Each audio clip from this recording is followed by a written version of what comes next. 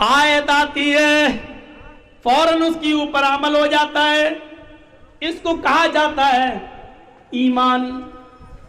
اس کو کہا جاتا ہے ایمان. میرے پیارے ساتھیوں، تصور کیجئے حضرت عبداللہ ابن عمر رضی اللہ تعالیٰ عنہ کے اس منظر کو دیکھیے.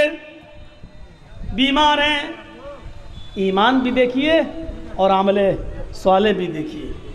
عبداللہ ابن عمر ایسی بیماری میں مبتلا ہو گئے کہ ان کے بچنے کی امید نہیں تھی. ڈاکٹروں نے سخت پرہیز کروایا، طبیبوں نے، حکیموں نے سخت پرہیز کروایا. حضرت عمر فاروق کے بیٹے عبداللہ ابن عمر بیماری بہت سخت اور کٹھن بیماری میں مبتلا ہوئے اور کئی مہینے تک اسی بیماری میں مبتلا رہے. ان کے بچنے کی کوئی امید نہیں تھی، لیکن حکیموں کی کوشش سے، طبیبوں کی کوشش سے چھٹکارا مل گیا. نکل گئے، موت کے منہ سے بچ گئے. طبیعت میں کچھ افاقہ ہوا، بہتری ہوئی تو حکیموں نے اور طبیبوں نے کہا ان کی بیوی سے، الحمدللہ آپ کے شوہر ٹھیک ہیں، اب یہ جو کھائیں ان کو کھلا سکتی ہو. اب دیکھیے ایمان اور عمل صالح.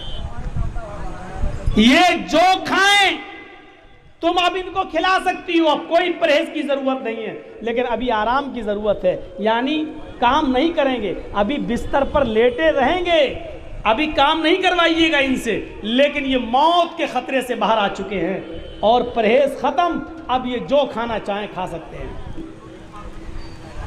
نیک بیوی تھی، ان کے پاس بیٹھ جاتی ہیں، کہتی ہیں میرے پیارے شوہر الحمدللہ اللہ رب العالمین نے آپ کو بیماری سے شفائے کاملہ اور عاجلہ عطا فرما دیا، آپ کو پھر سے صحت و تندرستی دے دی. طبیبوں نے اور ڈاکٹروں نے یہ بھی کہہ دیا کہ اب آپ جو کھانا چاہیں کھا سکتے ہیں. اب بتائیے کہ آپ کی کیا تمنا ہے؟ 4 مہینے 6 مہینے ہم نے آپ کو بہت زیادہ سختی میں رکھا، آپ جو چاہتے تھے میں نہیں کھلاتی تھی، پرہیز بتایا تھا میں پرہیز کرواتی تھی. آج آپ بتائیے کہ آپ کو کس چیز کی طبیعت ہے، کیا چیز کھانا چاہتے ہیں آپ؟ جیسے ہی بیوی نے پوچھا کیا کھانا چاہتے ہیں، فوراً کہا بیوی اگر مچھلی مل جائے تو بنا دو، بہت دنوں سے مچھلی کھانے کو دل کر رہا ہے. کہا ٹھیک ہے. اپنے خادم سے کہا، بیوی نے عبداللہ ابن عمر کے پاس جو خادم تھا کہا کہ جاؤ بازار سے یہ پیسے لے جاؤ اور اچھی مچھلی لے کے آؤ. اتفاق دیکھیے روزانہ بازار میں مچھلی آتی تھی لیکن اس دن نہیں آئی. ہوتا ہے، آپ روزانہ ٹکٹ لے کے بیٹھیے ٹرین میں ٹی ٹی نہیں آئے گا، جس دن نہیں لیں گے آ جاتا. کئی مرتبہ ایسا ہوتا، تجربہ کر کے دیکھا ہوگا آپ. روزانہ بازار میں مچھلی آتی تھی. آج عبداللہ ابن عمر نے خواہش ظاہر کی کہ آج مچھلی کھانے کو دل کر رہا اور آج ہی مچھلی نہیں آئی. غلام پیسے لے کے واپس چلا آیا، کہنے لگا مچھلی نہیں ملی بازار میں. اب وہ ڈانٹنے لگی، واہ اتنے بڑے مارکیٹ میں تمہیں مچھلی نہیں ملی، اندھے ہو دکھتی نہیں تمہیں. عبداللہ ابن عمر نے کہا اپنی بیوی سے کیوں ڈانٹ رہی ہو اس بیچارے کو، اس کا کیا قصور ہے؟ یہ بیچارہ گیا بازار میں، مچھلی ڈھونڈی، تلاش کیا، نہیں ملی تو کیا کر لے گا، کوئی بات نہیں کل آ جائے گی. بیوی نے دوسرے دن بھیجا، دیکھو کچھ مہنگی ملے پھر بھی لے آنا، لیکن لے ضرور آنا. لیکن دوسرے دن بھی مچھلی نہیں آئی بازار میں.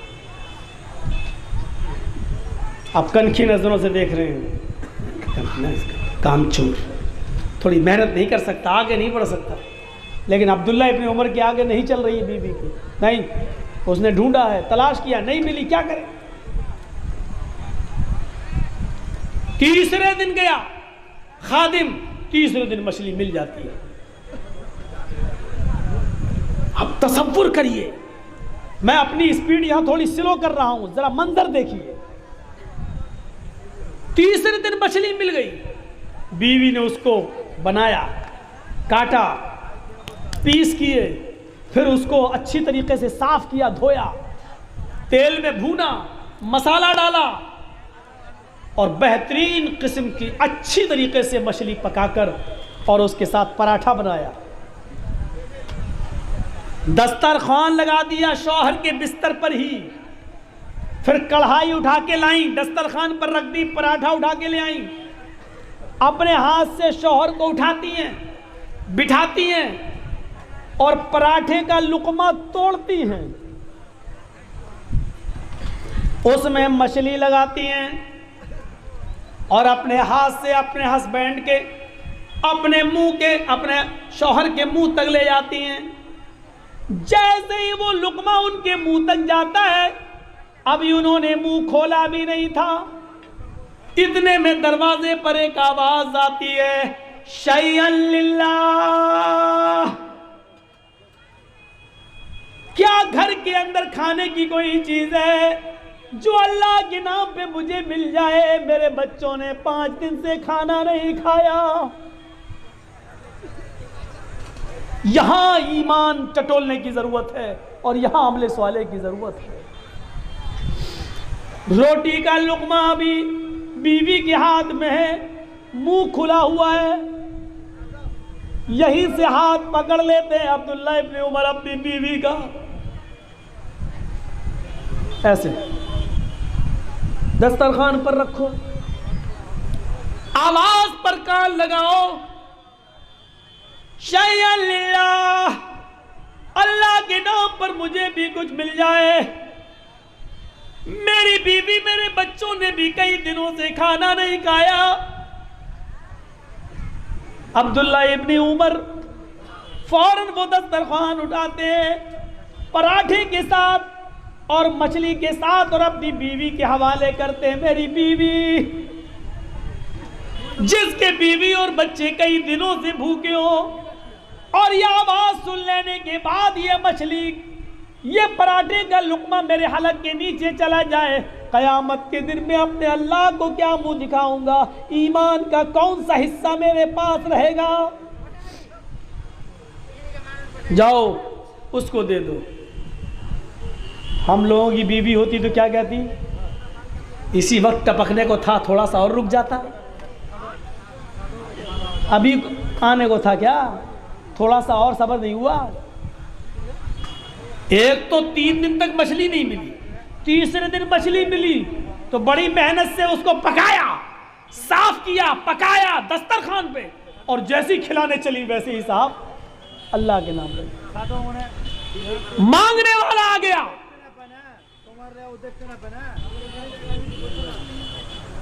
تصور کرو کیا بیت رہی ہوگی۔ لیکن ایک بیوی تھی،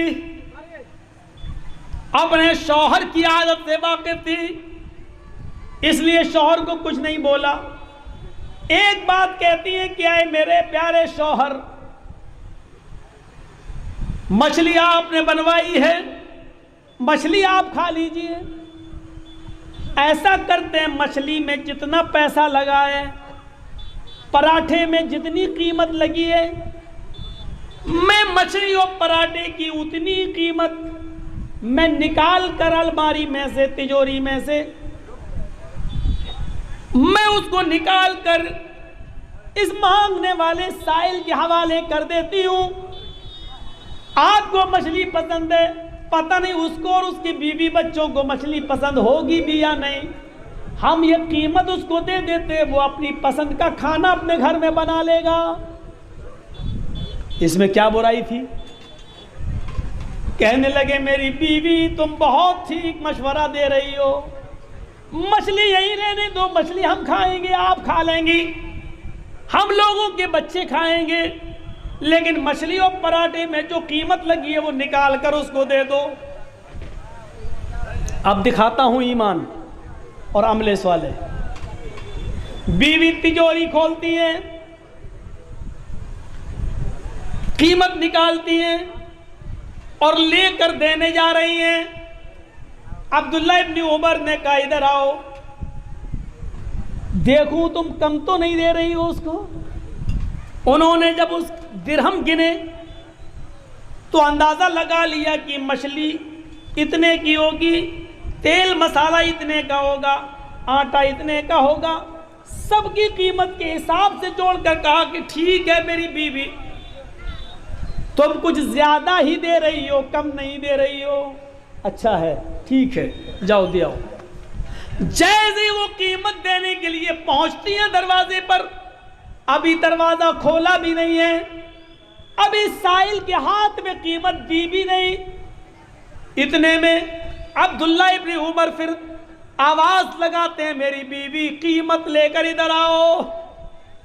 اب کیا ہے، ادھر آؤ، آ گئی، قیمت لاؤ۔ کیا کریں گے آپ؟ دیکھیں ابھی تو دیکھا تھا، ارے لاؤ نا، میں تمہارا شوہر ہوں، مانگ رہا ہوں، دو نا، دے دی۔ قیمت بھی دسترخوان پر رکھ دی، مچھلی اٹھائی، پراٹھا اٹھایا اور اس میں قیمت بھی رکھ دی دسترخوان پر، اور پورا کا پورا اٹھا کر کہا میری بیوی جاؤ اس مانگنے والے کو قیمت بھی دے دو اور مچھلی بھی پراٹھا بھی۔ ہم لوگوں کی بیوی ہوتی کہتی سٹیا گیا یہ آدمی، پاگل ہو گیا، دماغ خراب ہو گیا اس کا۔ وہ کہنے لگی کیا ہوا آپ کو؟ کہا پہلے دے کے آؤ پھر بتاتا ہوں۔ ارے دے کے آؤں گی تب کیا بتائیں گے، ابھی بتائیے نا، کہ نا پہلے دے کے آؤ، دونوں چیزیں دے کے آؤ۔ شوہر کا حکم تھا، بیوی جاتی ہے، قیمت بھی دے دیتی ہے، پراٹھا بھی دے دیتی ہیں، مچھلی بھی دے دیتی ہیں، اور وہ دعائیں دیتا ہوا چلا جاتا ہے۔ یہ بیٹھتی ہیں اور کہتی ہیں بتاؤ میاں اب تو بتا دو کیا ہوا؟ پہلے تو کہہ رہے تھے قیمت دے دو، مچھلی ہم اور ہمارے بچے کھا لیں گے، پھر میں قیمت دینے گئی تو آپ نے وہ بھی بلا لیا اور پھر قیمت بھی دے دی، مچھلی بھی دے دی، واہ ایسا کیوں؟ کہا میری بیوی جب تم قیمت دینے جانے لگی تو میرے دل میں یہ خیال آیا، آئے عبداللہ تجھے مچھلی زیادہ پسند ہے یا مچھلی کی قیمت؟ میں کسی نتیجے پہ نہیں پہنچ پا رہا تھا، مجھے مچھلی زیادہ پسند ہے یا مچھلی کی قیمت؟ بہت غور کیا کہ مجھے کیا زیادہ پسند ہے، لیکن میں کسی نتیجے پہ نہیں پہنچ پایا، اس لیے میں نے دونوں چیزیں دے دی، کیونکہ قرآن کی آیت، ایمان دیکھیے، کیونکہ قرآن کی آیت ہمارے ذہن میں آ گئی۔